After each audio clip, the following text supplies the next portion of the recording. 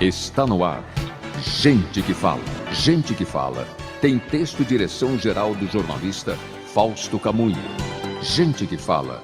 Reúne de segunda a sexta-feira formadores de opinião para discutir as principais notícias do dia. Gente que fala. Tem o selo de qualidade APCOM.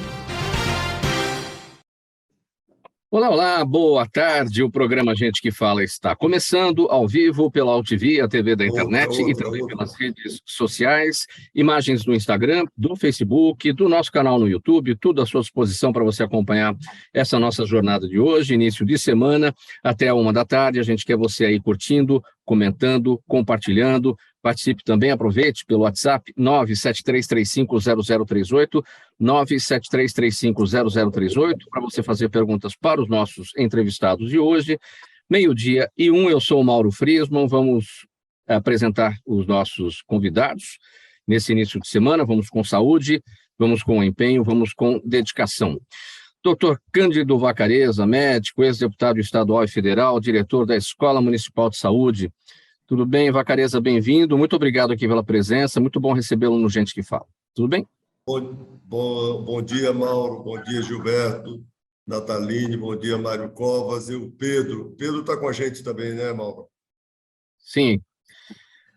Estamos também aqui com o Dr. Gilberto Natalini, ex-vereador paulistano, médico. Tudo bem, Natalini? Bem-vindo. Obrigado por colaborar sempre com a gente. Bom dia. Bom dia, Mauro. Cumprimento você, a equipe técnica e essa bancada de gente firme que está aqui com a gente hoje. Mário Covas Neto, ex-vereador paulistano, advogado. Tudo bem, Covas? Bem-vindo. Obrigado mais uma vez com a gente aqui. Obrigado, Mauro. Bom dia, boa tarde, né? Agora já. É um prazer estar aqui de novo, com uma bancada de gente agradável. Tenho certeza que será um bom papo.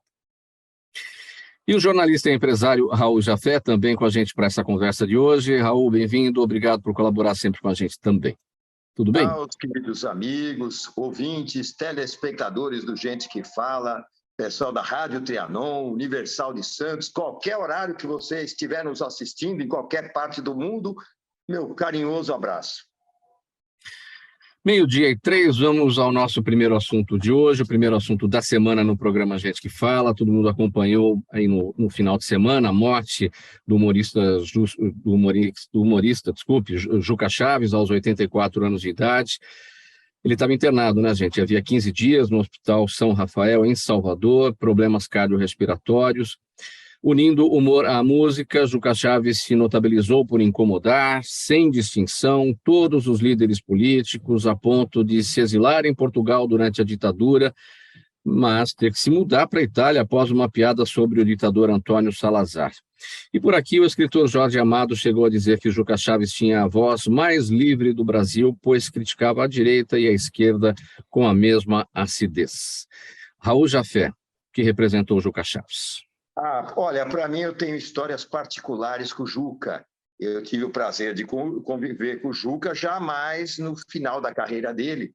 E até gostaria de dizer uma passagem com o Juca, que eu estava gravando o nosso programa Quebrando a Banca, né? E estava gravando o Quebrando a Banca na Rede Brasil Televisão. O programa também passava na nossa TV aberta. E a gente gravava 4 programas por vez. Éramos eu, Fernando Jorge, o Afanásio Jazade, o David Neto, muitas vezes a Liliane Ventura, Nani Venâncio. A gente fazia um programa muito gostoso na frente de uma banca de jornais. E o Juca tinha sido chamado pela Rede Brasil para ter uma conversa, talvez para um futuro programa. E ele ficou esperando no estúdio e vendo a nossa gravação, que a gente gravava um programa atrás do outro. Quando ele terminou a gravação de um dos programas, ele falou: poxa, eu adorei esse programa. Eu gostaria de participar. Eu falei: pô, Juca, a gente vai tomar um cafezinho agora e já vamos voltar para a última gravação. Então, nós vamos ter a honra de ter o Juca Chaves conosco. Mas, infelizmente, chamaram ele, a direção da emissora chamou para a entrevista e ele acabou não voltando a tempo. Mas eu deixo 2 passagens do Juca que são imperdíveis. Uma, durante o regime militar, em que ele estava fazendo um show no teatro, né?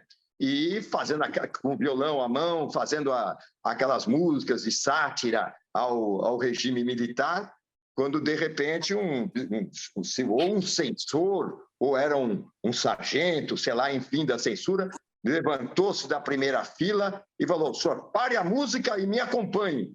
Ele falou: em que tom? Era a referência dele. E a última que eu gostaria de lembrar do Juca é uma que é boa para o momento de hoje, depois do seu falecimento, porque disse que uma vez ele encontrou-se com o Boni da Globo na rua, e o Boni abraçou ele efusivamente, agarrou, falou, reconheceu todo o talento, a história dele. Ele falou: poxa, Boni, mas por que você não me convida mais para a Rede Globo? Tem tantos programas que eu gostaria de falar. Ele falou: isso é um erro mesmo nosso, mas eu vou reparar esse erro. Faço questão de convidar você para um Fantástico, para um Vale a Pena Ver de Novo, para o programa da hora do almoço, pro jornal, até para o Jornal Nacional. Você vai ser convidado. Ele falou: poxa, Boni, eu estou tão emocionado, o que eu tenho que fazer? Ele falou: basta você morrer. Então vamos ver se o Boni cumpre a promessa e dá um bom destaque a esse maravilhoso humorista que foi o Juca Chaves. E um abraço carinhoso à Yarinha, né? A esposa fiel, amiga, companheira, e as duas filhinhas que ele criou com tanto carinho, com tanto amor. A Ana Morena e a Ana Clara, né? Exatamente. Mário Covas Neto, você tem alguma passagem com o Juca Chaves para contar? Algum convívio de alguma maneira? Não tenho, mas é apenas, sim, reconhecer ele como um artista realmente interessante, muito interessante mesmo, com humor ácido, forte e anárquico, porque, na verdade, ele não tinha distinção ideológica nenhuma, ele queria fazer anarquia e, enfim, e com isso ele fazia todas as suas críticas, e sempre de uma forma muito bem-humorada, né? Eu acho que o jeito de você fazer a crítica que é mais contundente é quando você faz isso virar uma piada, porque aí as pessoas, ao sorrirem em função da piada, acabam entendendo um pouco mais a situação crítica, né? Então, enfim, apenas isso. Não tive nenhuma passagem, nem o conheci pessoalmente. Tive a oportunidade de vê-lo em alguns shows e tal, mas sempre eu até talvez até pela memória mais recente, ele me parecia uma pessoa mais afinada com a direita mesmo, porque ele falava muito na riqueza pessoal e tal, ele tinha muito essa coisa da champanhe, do caviar e não sei o quê.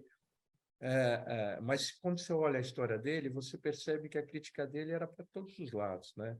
Eu acho que a classe política, de modo geral, ele representava muito bem um pensamento que hoje domina as pessoas e que a classe política não é boa. E aí ele fazia disso o seu mantra. Nataline, na crítica ácida de Juca Chaves, para quem quer que fosse para a esquerda, para a direita, enfim, mas sempre com piada, mas com humor inteligente nessa piada, né? Como é que você avalia? Eu fiquei muito triste quando eu soube da morte dele, porque a gente vive com essa figura fantástica de intelectual, de músico, de cantor, de humorista, desde a nossa adolescência, né? Eu me lembro de muitos anos atrás que a gente convivia com a arte de Juca Chaves. Ele era muito inteligente, perspicaz, e como o Barão de Itararé, ele fazia uma crítica política profunda, independente, livre, para um lado, para o outro, não tinha esse negócio de passar pano para cá, passar pano para lá, porque esse é o meu, então eu não falo mal do meu, não falo mal do seu. Não, ele falava o que tinha que falar, e com humor. O Barão de Itararé também era assim, né? Fazia a crítica política dele com humor. Então, esse tipo de pessoa faz muita falta no Brasil. E nós, viu, Mauro, nós temos perdido muita gente da nossa geração. A nossa geração está partindo, né? Muita gente boa que ajudou a fazer o Brasil um país melhor está indo embora, vai fazer muita falta. Juca Chaves é um deles. Cândido Vacariz, o que representou Juca Chaves com toda a sua irreverência na hora da crítica, aos políticos? Você está fechado o microfone, Vacareza. Aí, agora sim. Primeiro que eu acho uma grande perda para a cultura brasileira. O Juca já vinha doente, mas ele deixa uma obra imensa. A minha geração teve vários compositores, vários autores, várias visões de cada um de nós. A minha, eu nunca cobrei de artista uma coerência como se fosse a minha militância política.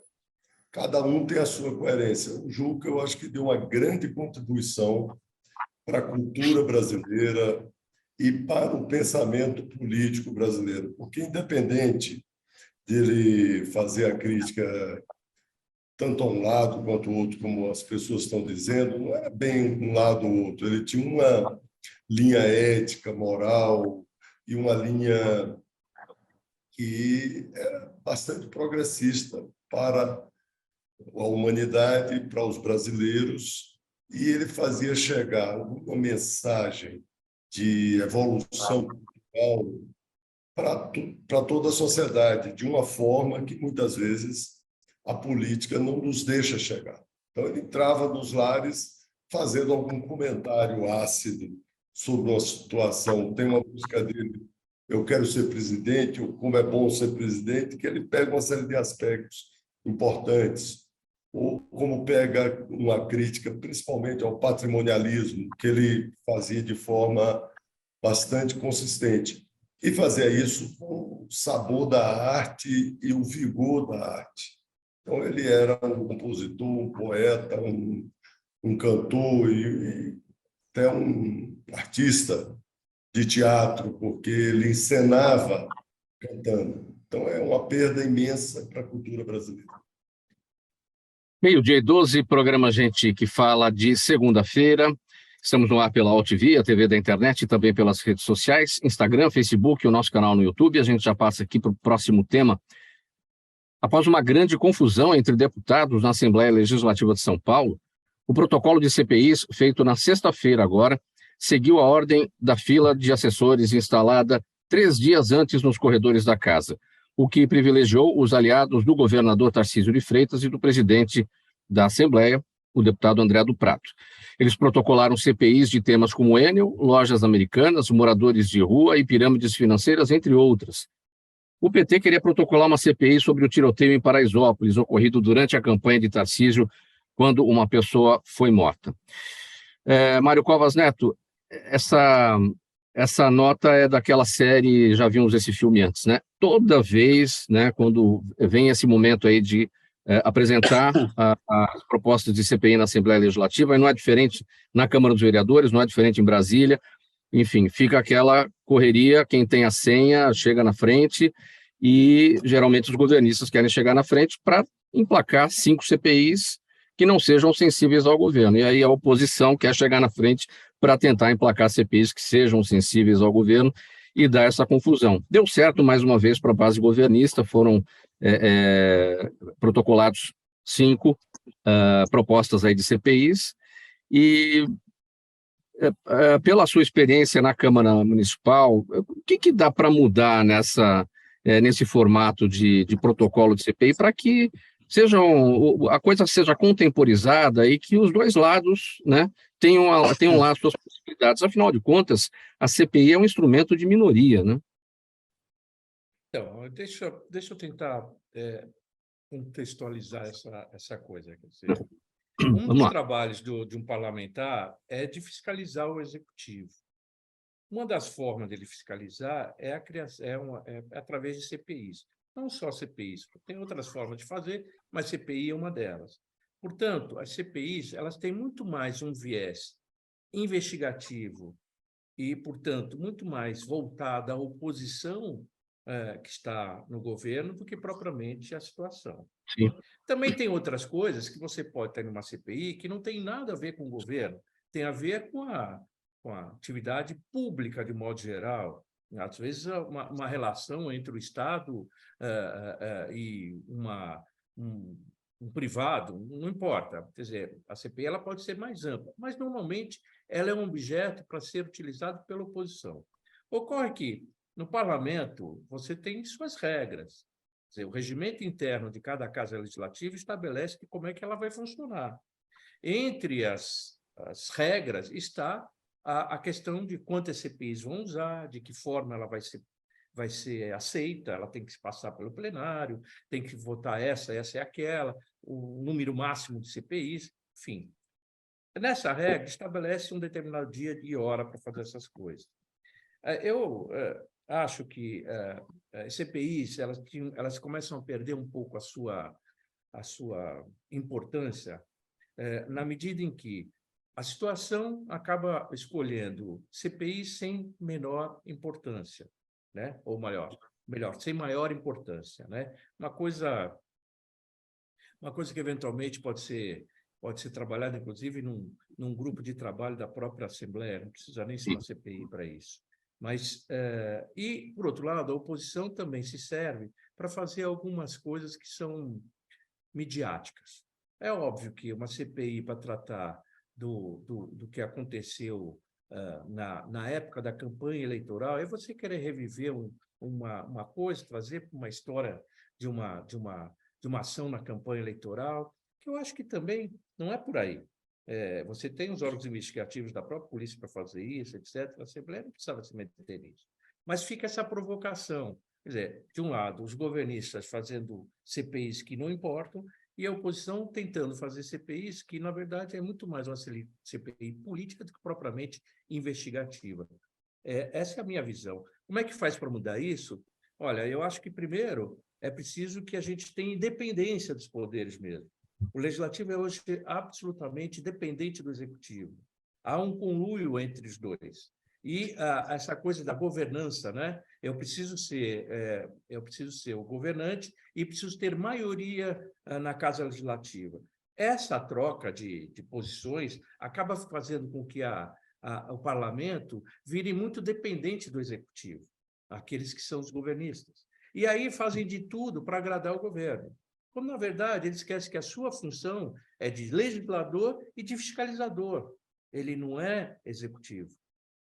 Essa deformidade ela vem seguindo há muito tempo. A gente vê isso em todos os órgãos legislativos, e, infelizmente, é assim, né? Eu acho que precisa ter um pouco mais de consciência dos parlamentares de qual o papel que eles estão fazendo. Quero ouvir o deputado Vacarezza a respeito desse tema também. Deputado Vacarezza, o senhor foi deputado estadual, conhece bem essa situação que a gente escreveu aqui nessa nota. Pelas regras da LESP, só podem funcionar 5 CPIs por vez, né? E a criação dessas comissões, ela ocorre pela ordem dos registros, ou seja, prevalece o pedido de CPI que chega na frente. Então, fica aquela correria e sempre aquela confusão nesse momento do protocolo dos pedidos de CPI. Como o senhor sempre esteve na oposição, na Assembleia Legislativa, vivenciou bastante isso. Enfim, a pergunta é a mesma: como mudar essa situação, né? Ou seja, a base governista sempre querendo chegar na frente para emplacar assuntos que não sejam sensíveis ao governo, e a oposição, claro, quer fazer o papel contrário, evidentemente, né?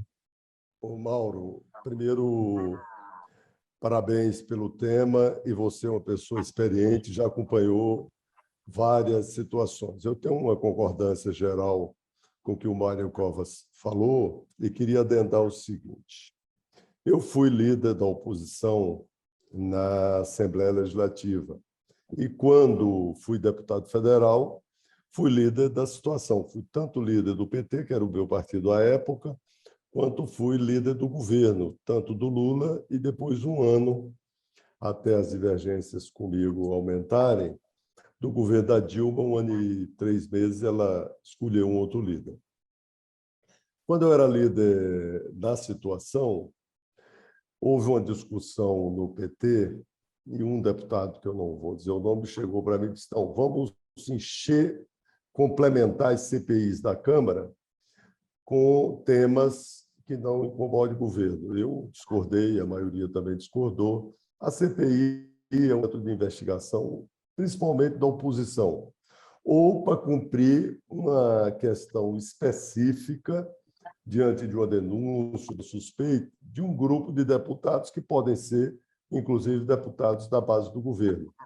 Aquela cena, eu não acho que ajude o parlamento, tanto o governo fazer fila para preencher as CPIs, quanto a oposição tentar empurrar e marcar, porque, se tiver denúncia concreta, o deputado tem instrumentos para investigar.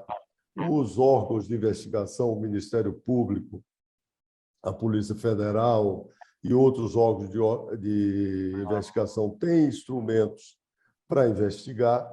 Então, é uma cena totalmente desnecessária, que não ajuda a imagem de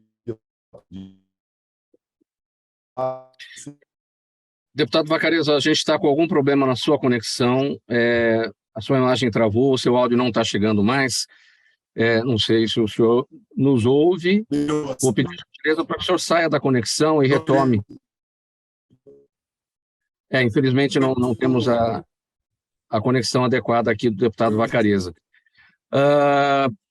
Vereador Natalini, a gente chegou ao seguinte ponto lá na Assembleia Legislativa. A oposição queria que fosse respeitado o Estatuto do Idoso, que garantiria ao deputado Eduardo Suplicy a prioridade na fila, sendo que a regra determina 100, enfim, né? Então, coisas inusitadas acontecem por conta dessa confusão que é o protocolo de entrada aí de pedidos de CPI. Sua avaliação? A minha avaliação é que o Suplicy sempre tem uma tirada desse tipo, né? Quer dizer, o Estatuto do Idoso é uma coisa muito importante, mas para favorecer o idoso, a pessoa do idoso, e não o interesse político do parlamentar, seja ele tenha 50, 60, 80, 90, 120 anos. Quer dizer, não é para isso que o Estatuto do Idoso existe, tá certo? É para ter atendimento social, para respeito às condições físicas, psicológicas, mas não para protocolar uma CPI. Foi um exagero, é uma caricatura da política brasileira. Infelizmente, o nível da nossa política é esse. Infelizmente, eu falo com tristeza. O Covas está aí, foi vereador comigo 2 mandatos que ele teve lá com a gente. O Vacarezza foi deputado estadual, deputado federal. A gente sabe que há um problema grave. Quer dizer, o governo entra, ele quer cooptar os parlamentares de tudo que é lado, para ele ter uma vasta maioria para poder aprovar aquilo que ele quer de governo. Então, o parlamento ele é um pouco assim, um puxadinho do poder executivo. Os parlamentares dependem muito. Você vê essa coisa das emendas, né? de favores que o governo faz para o deputado aqui, ali, acolá. Quer dizer, eu acho que o nosso nível de política é muito baixo e a CPI, isso que aconteceu na Assembleia, é um retrato dessa situação. Né? Agora, é claro, o governo não quer a CPI que o atinja de jeito nenhum, e a oposição quer criar a CPI não para fazer uma investigação séria e tal, mas para botar o dedo na cara do governo e colocar o governo em situação ruim diante da opinião pública. É lamentável, entendeu?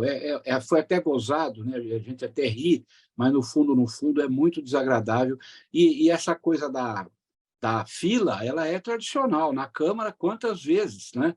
Eu fui oposição, fui situação na Câmara, fui as duas coisas. E eu me lembro, né, que a disputa ali no relógio de ponto para colocar CPI era quase que física, né? Mas se respeitava, né? Nunca vi sair no braço, né? Aquilo que aconteceu na Assembleia foi extremamente exagerado demais e muito um mau exemplo para toda a população ver, na minha opinião. Raul Jafé, se eu olhar sobre esse tema, você acompanha de perto isso. Durante o período do PSDB, a base governista sempre conseguiu fazer valer essa estratégia, né, na hora do protocolo. Agora também não foi diferente com a base governista do Tarcísio. Enfim, como é que você acompanha de perto tudo isso? Você está fechado aí o microfone.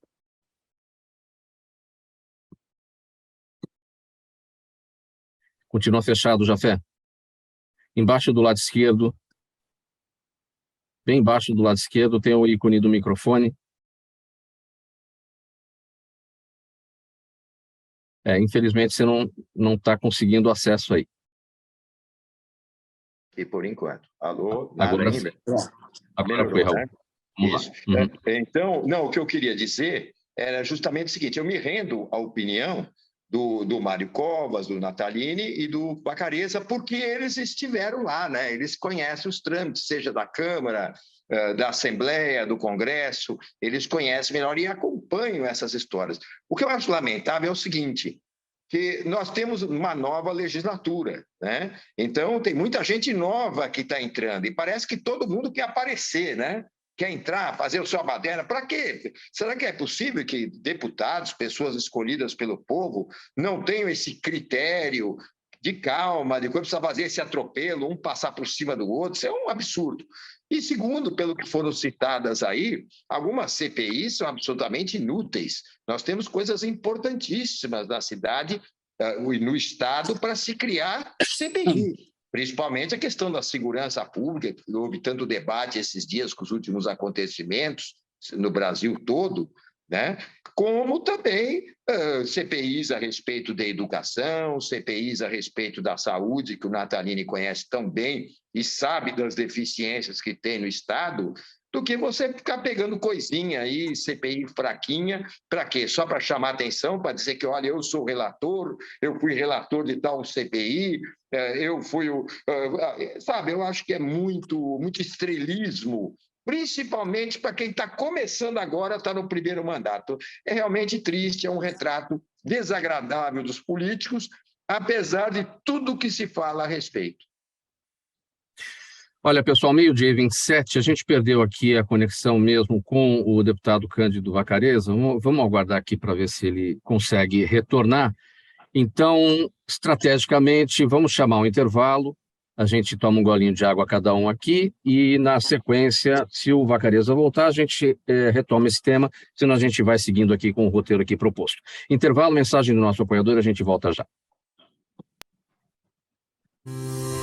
Toda ação estratégica de sucesso tem um componente fundamental: um instituto de pesquisas ético, rápido e preciso. Afinal, é ele que vai fornecer informação confiável, sem achismos ou palpites. E isso, numa época de mudanças rápidas e repentinas, é fator crítico de sucesso. A Orbis é um instituto de pesquisas que une precisão e confiabilidade estatística com a mais alta tecnologia de pesquisas do mercado. Tem inteligência artificial, robótica e Big Data, entre outros recursos, para que você tenha uma informação correta, confiável, com o menor custo e no menor tempo possível. Na sua próxima ação, seja ela corporativa ou política, comece pela Orbis, porque com a informação correta, você vai mais longe, mais rápido e com mais segurança. Estamos de volta. O programa Gente que Fala no ar pela AltV, ao vivo e também pelas redes sociais, Instagram, Facebook e o nosso canal no YouTube. Já temos de volta o deputado Cândido Vacarezza. Ele falava a respeito do tema que a gente abordava aqui, a questão do protocolo das CPIs na Assembleia Legislativa. Em algum momento aí da sua fala, a sua conexão travou, caiu. Para a gente concluir bem brevemente, para passar para o próximo tema, Vacarezza, por gentileza. Primeiro eu quero pedir desculpas a você, aos nossos companheiros e a quem está nos assistindo. Eu tive um problema com a conexão aqui, mas já está restabelecida. E eu só quero concluir dizendo o seguinte: eu acho uma cena ruim para o parlamento, ruim para a sociedade brasileira e desnecessária. Porque se tiver alguma denúncia concreta, nada vai impedir. Então, é uma ação boba do governo do Estado tentar ocupar todas as vagas de CPI. Quanto também da oposição ficar pegando item de campanha, alguma coisa assim. Deve ser coisa séria, entendeu?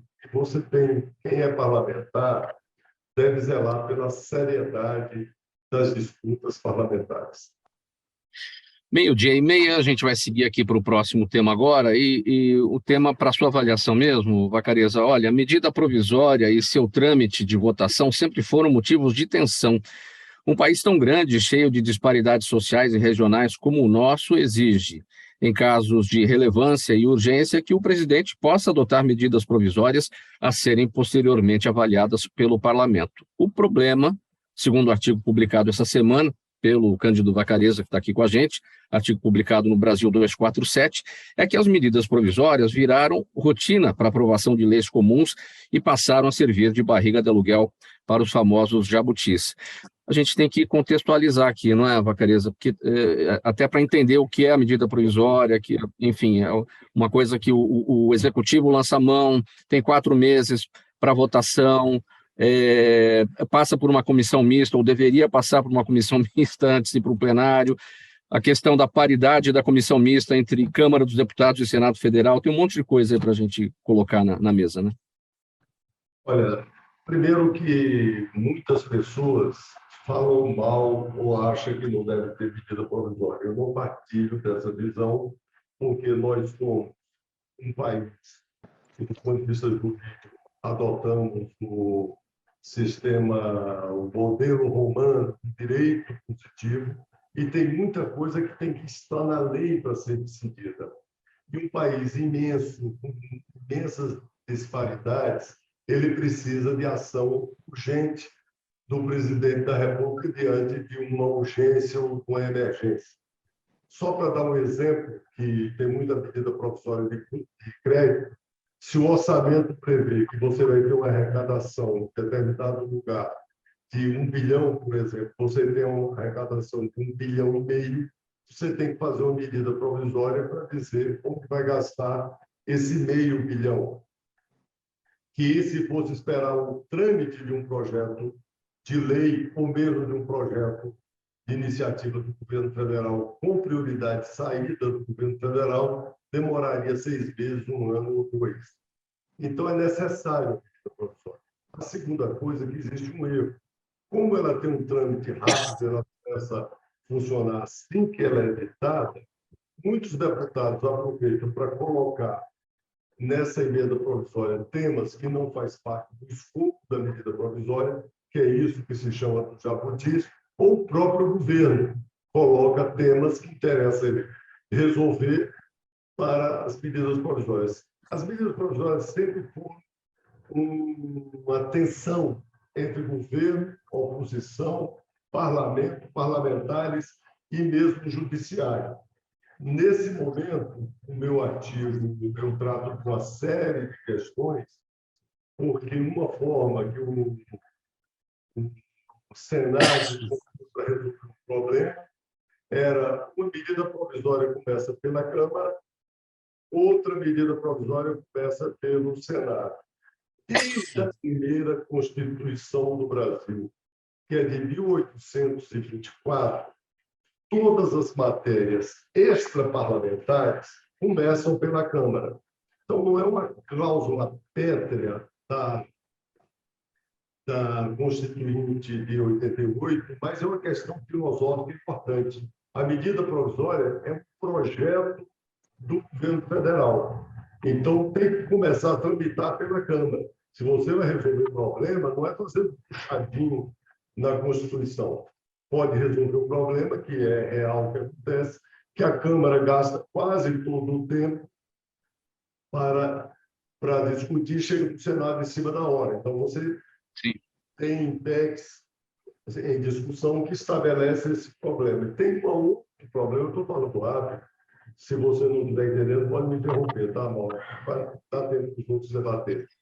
Não, tá claro, até para um melhor entendimento, o trabalho começa na Câmara e depois vai para o Senado. E assim a Constituição define dessa forma, até porque a Câmara dos Deputados representa a sociedade e o Senado representa os estados. É pela Câmara que começa, é assim mesmo. Na realidade, ela não começa na Câmara. Na realidade, ela tem uma comissão mista, que é formada por 12 senadores e 12 deputados, que tem um prazo para formar, e os deputados só têm, os senadores, 6 dias para fazerem as emendas. Depois dessa medida provisória, passa um tempo na comissão mista, que hoje não está regulamentado, que demora, para discutir a admissibilidade. A comissão mista discute a admissibilidade e discute também o relatório. E esse relatório que começa na Câmara. Aí, ao chegar na Câmara, que aí é quando a medida provisória começa a tramitar, já se gastou um tempo na comissão mista. O que é que os senadores querem? Que ela comece uma vez pela Câmara, outra vez pelo Senado, que eu já expus a ideia, porque eu sou contra. O que é que tem que se fazer? Estabelecer um tempo para essa comissão mista discutir. Não discutida, ela vai do jeito que está para a Câmara, sem relatório, porque aí passa a ser relatório o que o governo fez. E mais as emendas. Eu acho que tem que dar um prazo maior para as emendas de deputados e senadores e estabelecer um prazo para a Câmara decidir. Houve uma medida provisória, não, houve uma PEC que foi aprovada na Câmara e no Senado em 2019, que eu acho que foi para pressionar o Bolsonaro, e ela está lá, sem sanção, desde 2019. E ela, a meu ver, não teria que ter sanção, ela teria que voltar para a Câmara, porque ela alterou o conteúdo. E PEC tem que ter uma coincidência da Câmara e do Senado.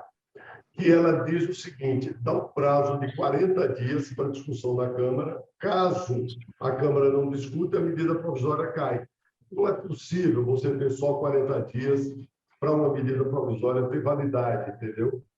Então, eu acho que não pode ser resolvido isso com puxadinho. Acho que tem mais coisa nessa polarização e eu fico impressionado porque as lideranças do governo, eu não sei se eles estão achando que vão ficar em maioria a vida toda, não já pediu ao presidente do Senado para devolver para a Câmara, em vez de sancionar, refazer o entendimento do presidente anterior e devolver para a Câmara essa medida provisória, porque eu chamei, inclusive, no meu artigo, não sei se você lembra, que é botar uma espada de Damocles na cabeça do Bolsonaro.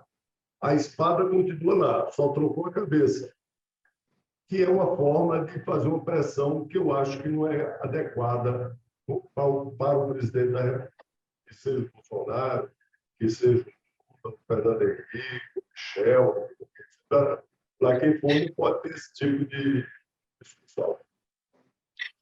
Meio-dia e 37, programa Gente que Fala no ar, pela UTV, a TV da internet e também pelas redes sociais. A gente vai mudar o assunto agora. Doutor Natalini, para falar que em 22 de março a gente celebrou aí o Dia Mundial da Água, né? Foi uma comemoração que passou aí quase despercebida, mesmo que todos os organismos vivos na Terra dependam da água para sobreviver e esse bem esteja cada vez mais escasso, né? Os dados mais recentes apontam que 1 em cada 7 pessoas no mundo já não tem acesso à água potável. E gestores públicos afirmam que quase metade da população mundial em 2025, ou seja, pertinho, daqui a 2 anos, passará pelo menos um dia da semana com falta d'água. Tacinha está nessa toada. Está fechado o seu áudio aí, Natalini.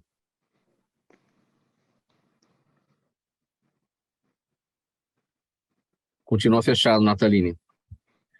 1 em cada 7 pessoas no mundo já não tem acesso à água potável. Está nessa toada aí. Abri aqui, desculpa, é que fecharam por aí, eu fiquei meio confuso. Bom, eu então passei é por assim. isso.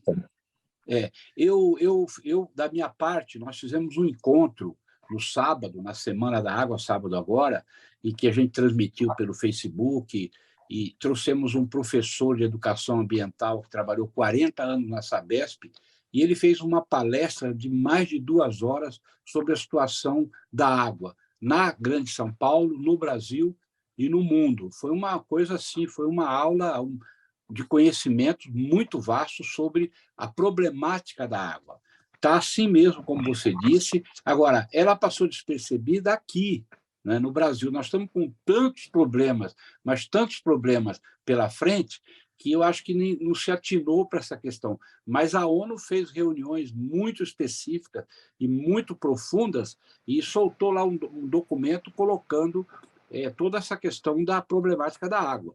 A gente tem visto, com as mudanças do clima, cair muita água do céu de uma maneira absolutamente volumosa. Agora está o Acre, foi o Maranhão, foi Minas, foi São Paulo, São Sebastião, foi Santa Catarina, bom, enfim. Cada hora, agora, hoje eu ouvi dizer que Goiás, um pedacinho de Goiás está lá submerso. Agora, o fato de estar chovendo desesperadamente em quantidade enorme, caindo água, não significa que nós tenhamos água para garantir a vida humana ou a vida no planeta. Por quê? O Brasil tem 20% da água do mundo, da água doce do mundo, 20%. No entanto, nós temos maltratado muito as nossas águas. Os rios, os lagos, os cursos d'água, a água subterrânea dos lençóis freáticos, nós temos contaminado, nós temos abusado, nós temos gastado demais, além do que se deve, e não temos uma política de segurança hídrica, nem nas cidades e nem na roça. Quer dizer, é um desperdício enorme. Você vê rios nossos, não só aqui na cidade, nas grandes cidades, no Rio de Janeiro, mas pelo interior afora, contaminados com mercúrio, com agrotóxico, uma série com resíduo com lixo, enfim, com esgoto humano. É uma coisa assim, nós atacamos a água e a gente tem que entender assim, uma hora nós não vamos ter mais. A perspectiva que nós temos é que, com essa mudança de chuvas graves e estiagens prolongadas, nós vamos ter problema de fornecimento de água em vários pontos do Brasil e do mundo também. Hoje tem 1 bilhão de pessoas no mundo que não tem água potável para se servir. 1 bilhão de pessoas. É muita gente. E aqui no Brasil nós temos problemas graves. São Paulo, por exemplo, já está buscando água a 100, 120 quilômetros de distância. Aqui, a Grande São Paulo não tem mais água suficiente para fornecer para os 22 milhões de habitantes dessa mancha urbana. Ou seja, é um problema grave, da minha opinião, tratado de uma forma muito superficial e muito irresponsável pelos governos federal, estaduais e municipais e pela população também, que joga água fora, assim, água tratada. Né? Eu tenho um monte de vaso de planta aqui, tem mais de 400. Eu não gasto uma gota de água tratada. Eu recolho água da chuva, coloco, armazeno, trato ela aqui dentro do meu quintal e eu molho todas essas plantas sem gastar uma gota de água tratada da Sabesp. Se todo mundo pudesse recolher água de chuva, imagina, São Paulo tem 3,5 milhões de habitações. Se todo mundo recolhesse uma parte da água, a gente evitaria as enchentes, porque retém água em reservatórios, como eu faço aqui, 5 mil litros em cada chuva intensa, eu recolho aqui 5 mil litros de água e, ao mesmo tempo, a gente teria água de chuva para uso não nobre, vamos dizer assim, para lavar quintal, para uma série de coisas que é possível fazer. Nós temos que tomar juízo, mudar a nossa relação com a água. Posso entrar só na discussão, perguntar para o Natalini, que é um especialista no assunto. Natalini, você não acha, eu também não sei se... Agora nós vamos ter um novo plano diretor na cidade, né? Diz que dessa legislatura vai ter um novo plano diretor. Não é hora de se obrigar todos os prédios em construção, e são muitos, inclusive qualquer, a ter uma captação de água de chuva, principalmente não só para esse negócio de lavar a área de serviço, regar vaso de planta, mas também para o vaso sanitário, porque a água tratada desperdiçada em vaso sanitário é uma barbaridade. Você não acha que isso faz parte de um plano diretor e que eu sei que agora vai ser discutido novamente? O Covas está aí com a gente, né? E foi vereador lá, e ele me ajudou muito. Quando teve a crise hídrica em 2014, nós fizemos uma lei muito bem feita para a preservação da água. E a lei previa uma série de medidas, inclusive essa. Depois veio uma outra lei, ainda mais completa, que também foi aprovada, sobre segurança hídrica, que previa você tratar as águas das nascentes e a água de chuva. A lei já existe.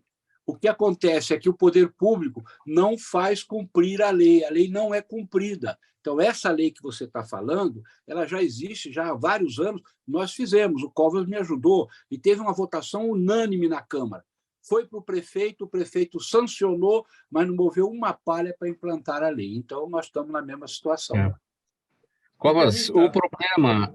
Covas, o problema está nos gestores públicos. A lei existe, está aí, são ótimas leis, temos políticas para resíduos sólidos nas 3 esferas, a questão da destinação do lixo, ou seja, falta execução e falta fiscalização.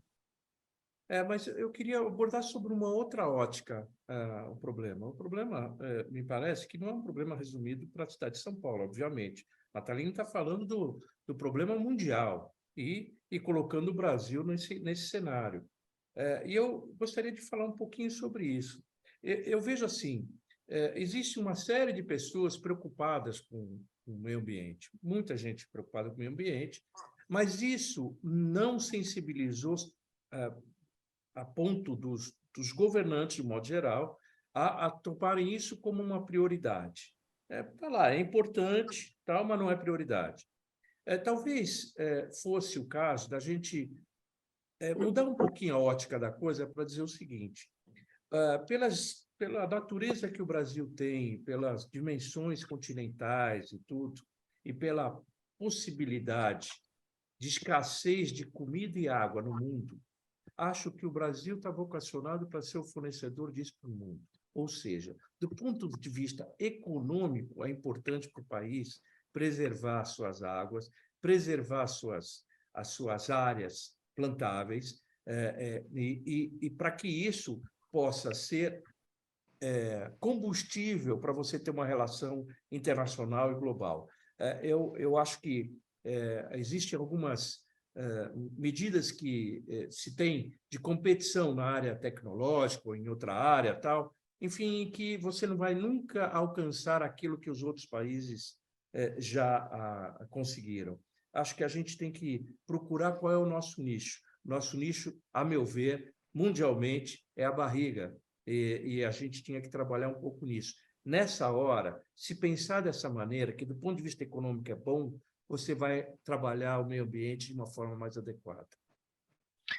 12h47, por conta aqui do tempo avançando rapidamente, eu vou passar aqui para o próximo tema. Raul Jafé, a transformação digital das empresas deve ir muito além da tecnologia. Ela deve focar principalmente na constante capacitação das pessoas que irão lidar com ela. Esta foi a constatação do primeiro painel do evento O Trabalho do Presente e do Futuro, ocorrido nesta semana que passou na FEComércio, aqui em São Paulo. Mas o alerta serve para todos os setores empresariais. Neste evento, o senador Marcos Pontes, ex-ministro de Tecnologia, Ciência e Inovação, defendeu que, além da formação, é necessário que o governo atue para que empresas contratem e treinem jovens profissionais. Raul, são 2 trilhos aqui, né? A transformação digital ocorrendo efetivamente e as pessoas, os recursos humanos, né? As coisas não andam na mesma velocidade, né? Não andam. Aliás, nós estamos com um problema gravíssimo de mão de obra em todos os setores.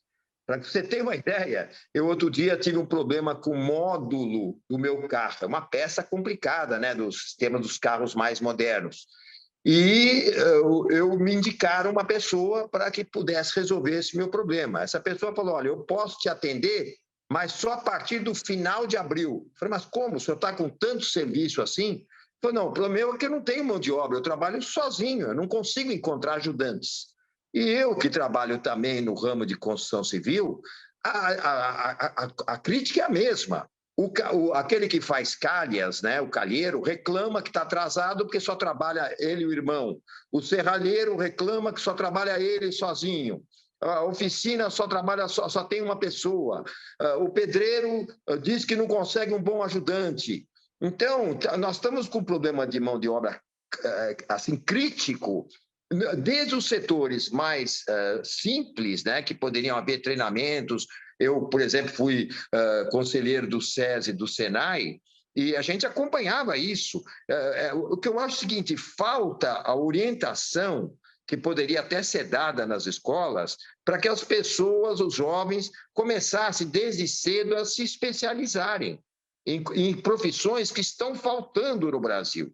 Não adianta um jovem, muitas vezes vindo da periferia, Fala, não, eu vou ser médico, eu vou ser advogado, eu vou ser engenheiro, que eram as profissões aqui da nossa época, nossa bancada aqui, a gente queria ser médico, engenheiro, advogado, psicólogo, professor, mas hoje não, hoje nós precisamos de técnicos. Então, não só para a questão tecnológica, que é uma coisa que é o atual. Hoje nós temos o tal do chat GPT, né? que faz até poema para a gente, dá para fazer até uma declaração de amor para a namorada com muito talento, que é a alta tecnologia. Nós temos a tecnologia das startups, os Hataclans, que estão muito avançados hoje, e é para aquele jovem, aquele mais avançado que se preocupa mais. Mas nós temos que nos preocupar também com as pessoas mais humildes, porque as escolas estão preparando muito mal, é muito ruim o trabalho das escolas.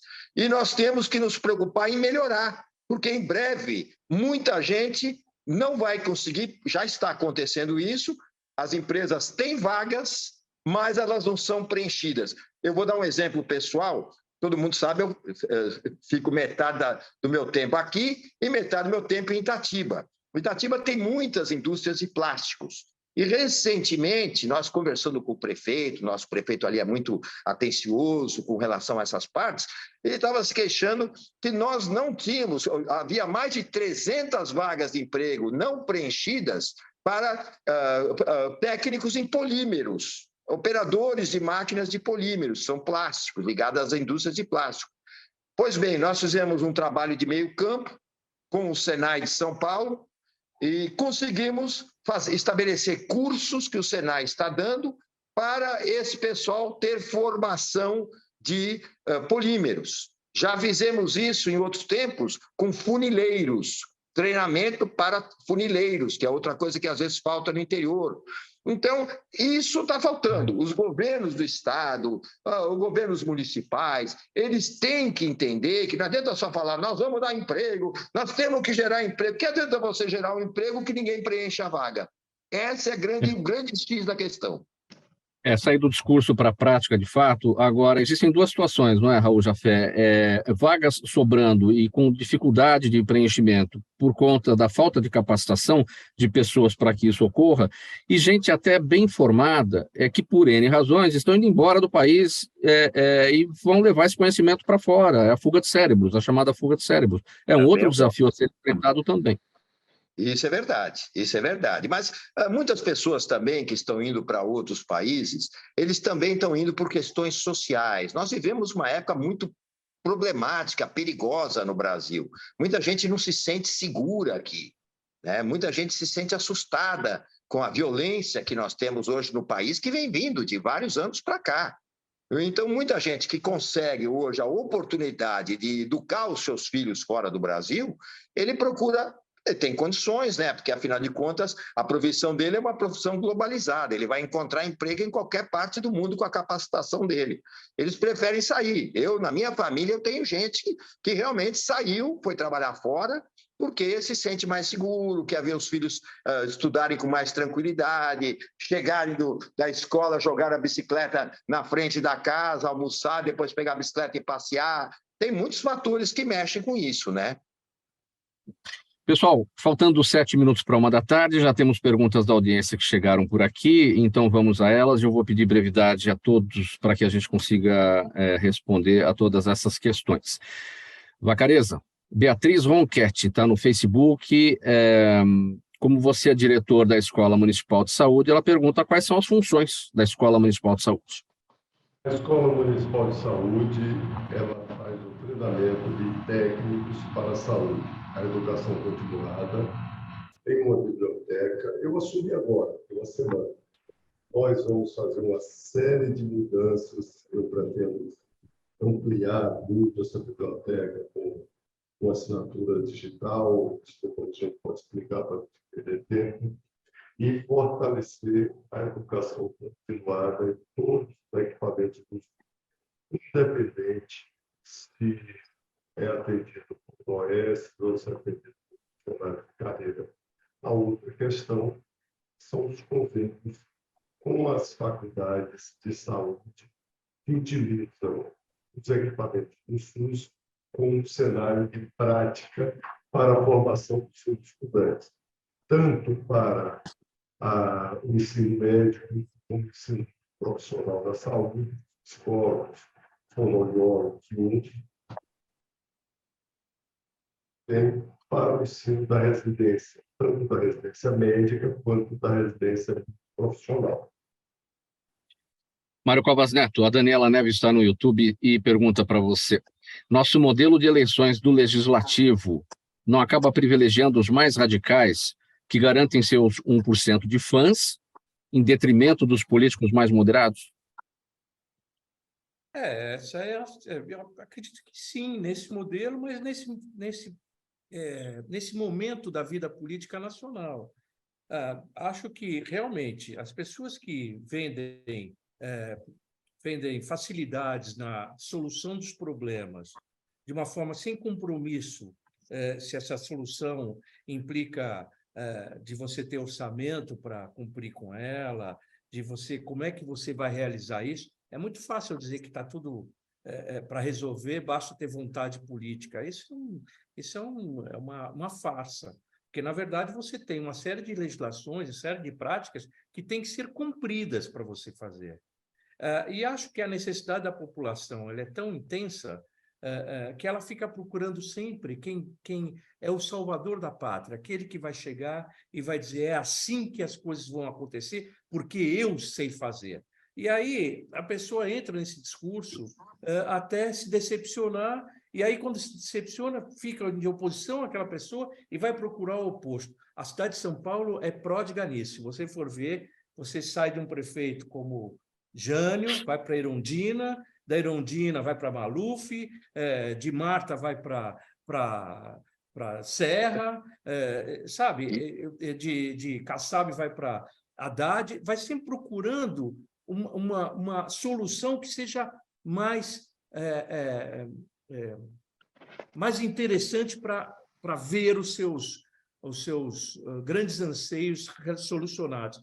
Eu acho que a moderação, no caso do Gilberto mesmo, a minha e de outras pessoas que eu convivi lá no parlamento, que tiveram muita dificuldade. Eu acho que também desculpe só alongar um pouquinho, também as redes sociais, elas são muito fáceis de você tratar o assunto para determinados nichos. É difícil você falar para todos, mas você falar sobre um tema específico, você mobiliza mais. Só para você ter uma ideia, Mauro, na cidade de São Paulo, na Câmara Municipal, tem 5 vereadores que foram eleitos pela causa animal. É 10% da Câmara. 10% da Câmara por um tema assim. Como você tem de LGBT também, uma parte, como você tem nos evangélicos também uma parte considerável, e o resto são pessoas que têm, eventualmente, nichos territoriais. Agora, quem tende a fazer uma política mais ampla, de pensar a cidade como um todo, tem mais dificuldade de interlocução e talvez não empolgue o eleitor. Sim.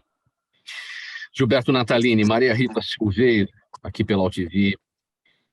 Como anda a situação da construção de moradias na área do Parque dos Búfalos, na zona sul de São Paulo? É a pergunta dela. Essa é dura, hein? O Parque dos Búfalos é uma luta nossa de 25 anos. Nós perdemos a metade do parque, porque o governo federal, estadual, municipal construiu lá moradia para 20 mil pessoas ali naquele istmo da Billings. E nós conseguimos preservar a outra metade do parque para ser o parque, para servir toda a região. Agora, esses últimos tempos, está tendo uma pressão enorme de invasão da área do parque. Uma invasão provocada, uma invasão organizada, não é o movimento social em si, mas que usa o movimento social para tirar aquela mata, para tirar toda aquela preservação ambiental. Ao invés do governo oferecer moradias fora das áreas de mananciais, o Parque dos Búfalos, infelizmente, toda semana tem um ataque de invasão ali para construir em cima da área de preservação da Billings. Raul Jafé, a pergunta do Ronaldo Carrara no Instagram. Qual pode ser o impacto da anunciada paralisação das montadoras de automóveis? Bom, eu acho que se houver desemprego, né, diz que algumas delas já estão preparando planos de demissão voluntária, os PDVs, É grave, né? Porque a indústria automobilística sempre foi um esteio de emprego, né? Agora, está vendo o seguinte, a gente tem visto, por exemplo, o preço dos carros chegar a um valor absurdo, né? Qualquer carro hoje não tem mais aquele carro pé de boi, aquele carro mais barato para atender a população mais pobre. Hoje os carros estão com valor absurdo, né? Então o carro usado também está caríssimo. Então nós estamos num momento perigoso. As montadoras estão se retraindo, como já disse, preparando esses planos de emissão voluntária, o que é assustador, e a indústria automobilística tem toda uma cadeia em função disso tudo. Então é um momento de observação, e que os governos podem tentar negociar, tentar interferir para evitar uma possível demissão em massa. Agora, eu acho o seguinte, nós tivemos do ano 2020, depois da pandemia para cá, um aumento absurdo de materiais em geral, seja materiais automotivos, materiais de obra, tudo aumentou profundamente, mas o salário das pessoas não aumentou. Então, nada aumentou tão proporcional. No material e mão de obra, na mão de obra, nós tivemos aumentos de mais de 60% nesses 2 anos. E nós não tivemos aumento salarial proporcional. Então, para se comprar um carro novo, que só aumenta de preço e as montadoras não querem fazer qualquer sacrifício no lucro delas, vai só mesmo gerar paralisação, desemprego e plano de emissão voluntária, infelizmente. Muito legal, gente. Vamos colocar um ponto final nessa edição do programa Gente que Fala de hoje, de segunda-feira. Antes do nosso encerramento, quero aproveitar para fazer um agradecimento aqui muito especial pelo seguinte. Sábado agora, dia 25 de março, eu completei 4 anos à frente aqui da apresentação do programa Gente que Fala. Fui chamado aqui pelo jornalista Fausto Camunha para essa missão. Aqui estou 4 anos depois, e esse pedido de agradecimento a toda a equipe, Pedro Schiavon, Zenilda Salvato, Andréa Risso, Fausto Camunha, a audiência, evidentemente, sem a qual nós não estaríamos aqui, e num dia muito feliz de tê-los aqui, Raul Jafé, Mário Covas, Gilberto Natalini e Cândido Vacareza, vocês sempre colaboradores, sempre presentes aqui com a gente, nessa nossa missão, nessa nossa tarefa de ajudar com a formação de opinião da nossa audiência, nesse país tão difícil, onde a informação muitas vezes vai de forma enviesada e a gente está aqui para colocar ela no rumo certo. Quero agradecer e eu me sinto muito feliz de poder fazer esse agradecimento na presença de vocês. Eu quero uma mensagem, 5 segundos de despedida de cada um, já com o tempo estourado, mas eu vou pedir licença aqui para o AltV para a gente poder fazer isso. Raul, você começa, bem rapidinho. Eu começo, Mauro, pedindo a nós todos aqui, participantes, para aplaudir você. Muito obrigado, Mauro. Muito obrigado, Raul. Esse é o meu recado. Natalini. Parabéns a você, Mauro. Abraço a Zenilda, ao Fausto Camunha, ao Pedro, ao Mário Covas, ao Vacareza e ao Raul Jafé. Obrigado e um abraço aqui aos telespectadores e ouvintes do programa. Mário Covas Neto. Eu repito as palavras do Natalini. Todas elas. Para não cumpridar muitas, todas elas. Parabéns a você, Mauro. E um abraço para todos vocês, o pessoal que está nos assistindo e aos amigos que estiveram na mesa. Obrigado, Covas. Vacareza, a sua palavra final. Parabéns, Mauro. Um grande abraço para você, para o Mário Covas, para o Gilberto, para o Raul. E quero plagiar o Raul. Vamos encerrar todos aqui com a salva de palmas para você, pelo aniversário e parabéns pelo programa. Desculpa pelo plágio, Raul. Muito obrigado pela presença de vocês todos. Cândido Vacareza, Gilberto Natalini, Mário Covas Neto, Raul Jafé, pela presença nesse programa Gente que Fala de hoje, edição de segunda-feira. O programa Gente que Fala é sempre a realização da ABCom, na técnica do AltV, o Sérgio Oliveira, apresentação minha, Mauro Friesman, pauta e redação do Pedro Schiavon, Zenilda Salvato, nossa diretora de produção, jornalista Fausto Camunha, nosso diretor-geral, na AltV a direção-geral é do jornalista Alberto Luchetti, e você, espectador, você, internauta, a razão da nossa presença aqui todos os dias. Obrigado pela audiência, a gente se fala amanhã, ao vivo, a partir do meio-dia, aqui pela AltV, pelas redes sociais. Tchau, até amanhã. Fiquem aí, gente, não desliguem, fiquem aí, cadê?